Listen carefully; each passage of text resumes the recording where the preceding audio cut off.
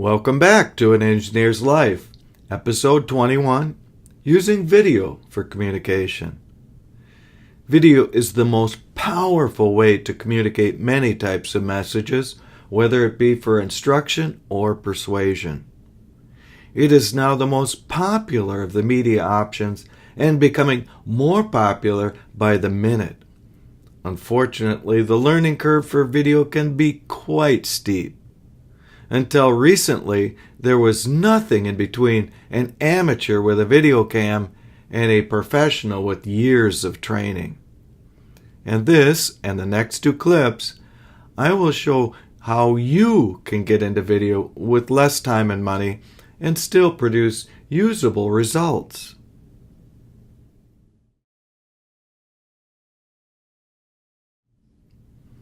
There are many reasons that video might work better for you. For example, online advertising on video just surpassed print and TV combined. Video is also more capable of reaching a wider audience and reaching them more quickly than other forms. There are more than 1 billion people who consume YouTube alone every month. YouTube alone pushes 1 billion hours of video every day, and YouTube is only one of many platforms that you might use. Finally, video is just plain more capable for many applications. For example, I mostly use video for instruction.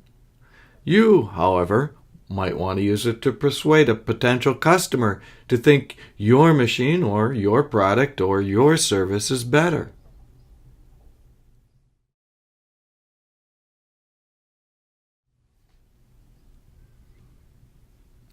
You are right to ask what credentials I have that might make me a better guide than, say, a full-time video professional might be. After all, my photography business is more of a hobby than a large source of income. The short answer is that I am the only one familiar with web equipment that also does video regularly. I was the first to use video in a web industry technical conference some 25 years ago. I was the first to do video on demand training in our industries. I was one of the first in our industries to have a YouTube channel which now boasts some 100,000 hits. However, this clip is not about me. It is about helping you into video without necessarily spending thousands of hours in training or spending tens of thousands of dollars to have a contractor do video for you. I do this by sharing with you some tips and shortcuts to what is normally a very steep path. Even if you don't choose to make video yourself, however, you will be better informed to the requirements if you have others do this for you.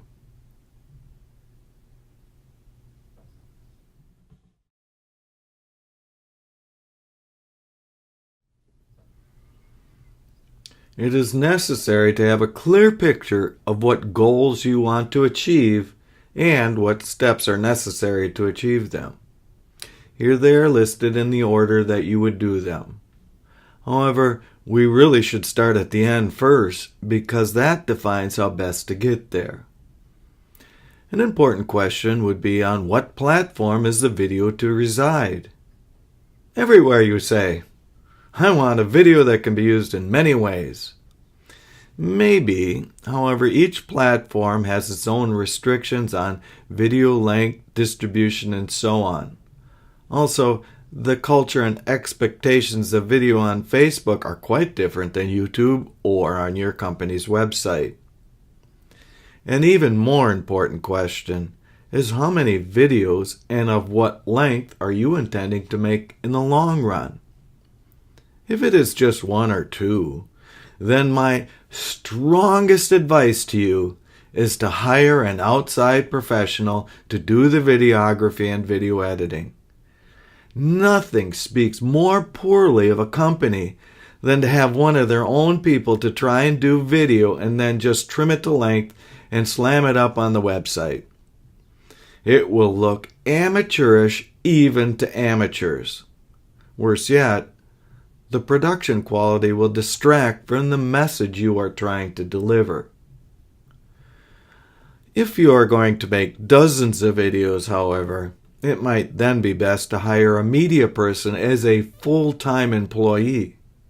That person should be at least familiar by both training and experience on how to do video, even if they themselves can't do video editing efficiently, and that part then needs to go out to contractors.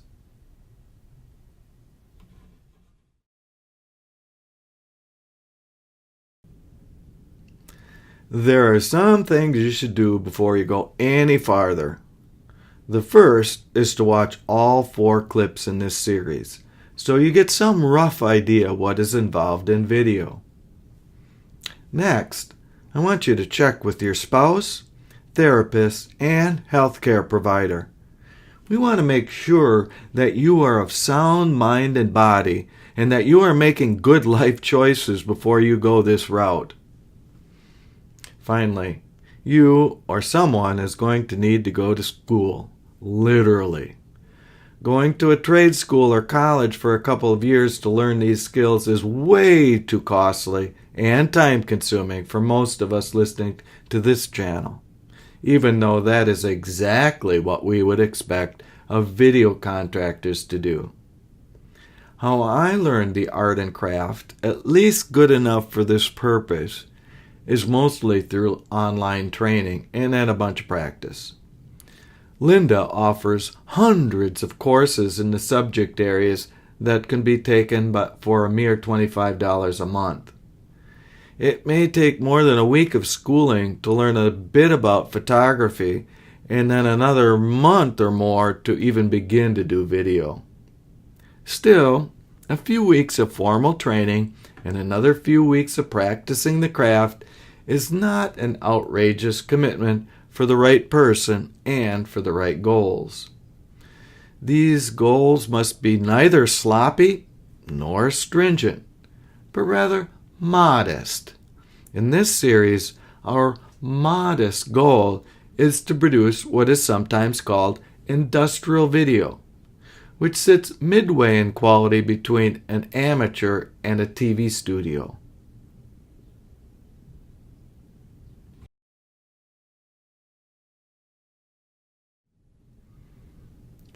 Videography, no matter who does it, involves the following elements. They are pre-production, a video-capable camera, special lighting, special sound, and a setting or background.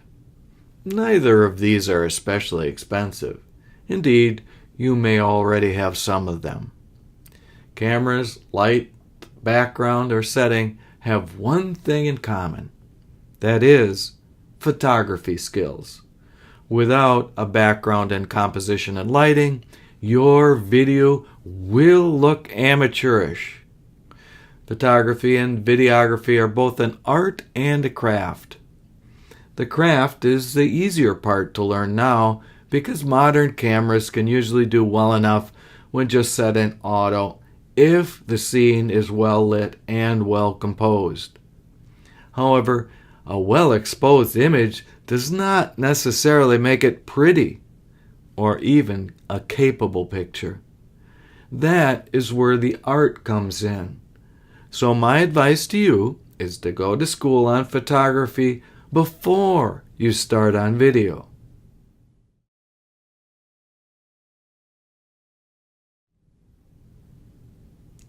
Pre-production is where you plan what you want to say or show. There are many ways to do this.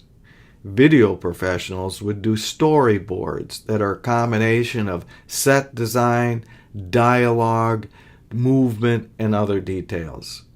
Here, we are not trying to do a Star Wars or National Geo production, and so can do things simpler. Still, we do need a plan, otherwise the video will be a rambling mess. My technique for most videos is to make a set of PowerPoint slides as well as a script to read. There are many other ways to do things simply yet professionally. For example, If you are doing a tour of a building or a machine, that becomes the set and skeleton of the video. Also, there are some rare people who do well enough speaking extemporaneously with only a few bullet points to keep them focused. While I do award-winning speeches at conferences without any script or any practice, I just can't seem to do that in front of a camera. A script also has the advantage that it respects the audience time by tightly controlling the dialogue. Just try and not make it look like you are reading. I will show you my simple, no-cost teleprompter in the next video.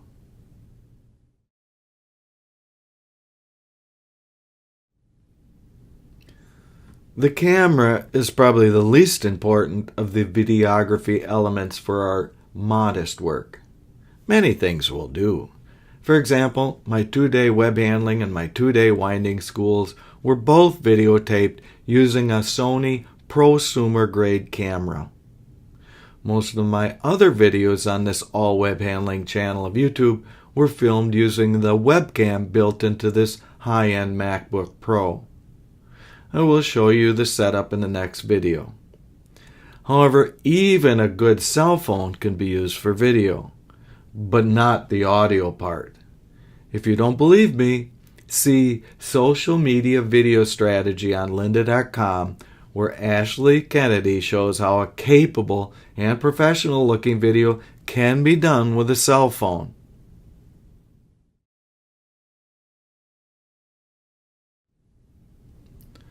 You must purchase lights for most of your video work, with the exception of inside or outside of large plants. However, while you could spend a bundle on lights, they need not be expensive for our modest work. There are only 2 requirements, aside from being bright enough. The first is that the lights are daylight balanced. That is the problem with most indoor lighting. Fluorescent lighting makes everything look greenish, while incandescent lighting makes everything look orangish.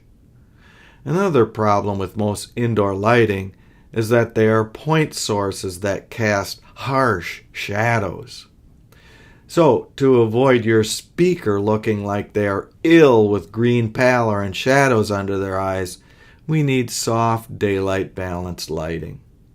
There are many options here, but I mostly use a pair of cheap $100 soft boxes on adjustable stands. Still, you need to have at least 2 so as to not cast a face or subject in shadow. The primary light should be about 2 times as strong as the secondary or placed twice as close. You can go onto the internet and find all kinds of examples of lighting setups for different purposes. Or you could go to school.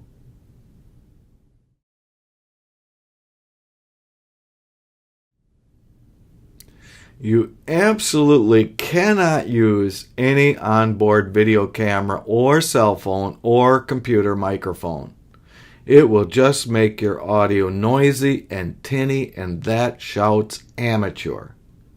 You will have to spend at least $100 on a prosumer grade external microphone or lavalier. I use this USB connected Blue Yeti. There are many other options. You will also need a quiet room. No external noises whatsoever, and no strong echoes from hard internal surfaces. I do well enough in my home office because it is carpeted. There's one last challenge. That is to synchronize your external audio with your video.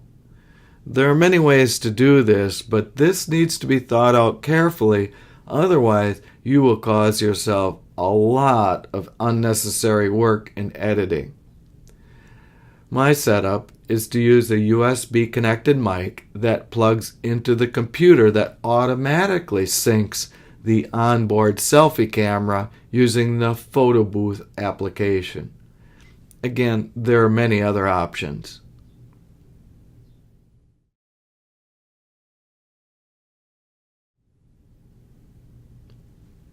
Set design involves the placement of 4 elements: camera, subject, lighting, and background. Camera placement is one of the most fussy. It may need to be positioned within 1 centimeter of a certain place in 3D space. Worse yet, it may need to be aimed far closer than 1 degree in 3 axes, especially if the subject or background contains horizontal or vertical lines. Having a tripod with a ball head and a 2D level bubble can speed up the setup a bit. Lighting is usually less fussy on placement because it is large and soft. However, it does need to be roughly in a certain location, usually 45 degrees to the subject, close to the subject, but not too close as to be in the camera frame. Background design needs to be interesting, but simple enough as to not be distracting.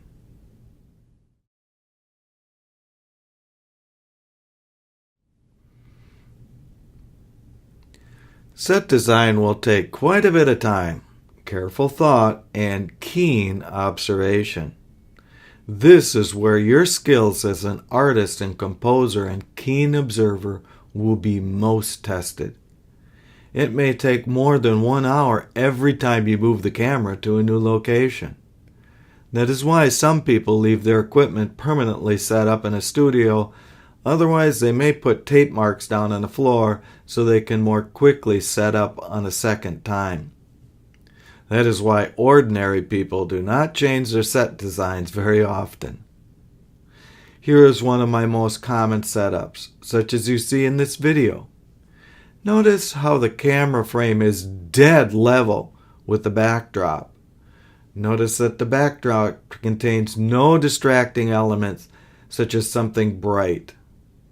Notice how the door on the backdrop frames the subject. Still, there are many things that could be improved with this setup. For example, the robot on the left has a shiny reflection that could distract. Also note that while my tie and collar and suit coat are all centered, I have some small wrinkles on my shirt on either side of the tie. However, the most glaring omission is a third light that would be needed to fill the shadows in front of my face. If you did not notice these and many other things, then you need to go to school. My only excuse is setting up a third light would require even more rearranging of my office just to do video.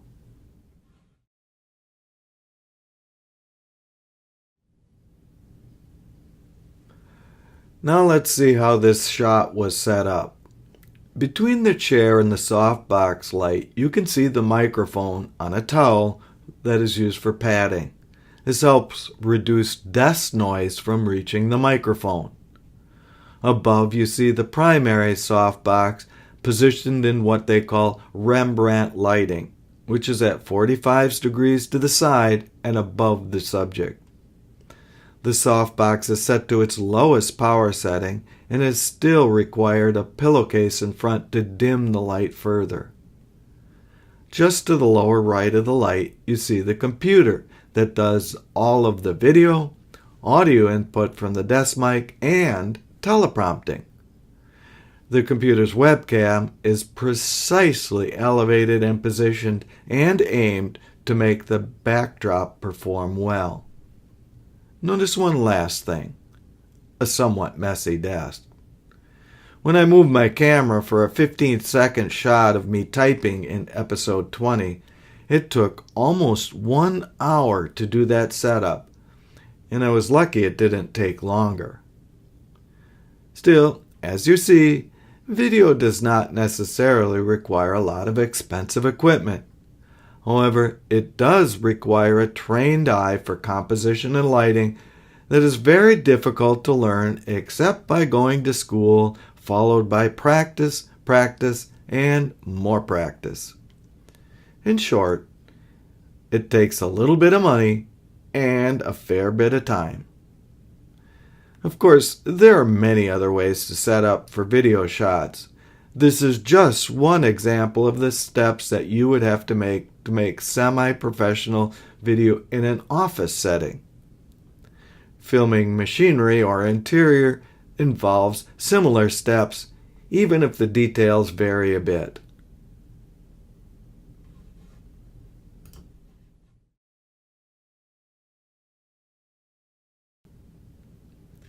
Thank you so very much for joining me on this journey.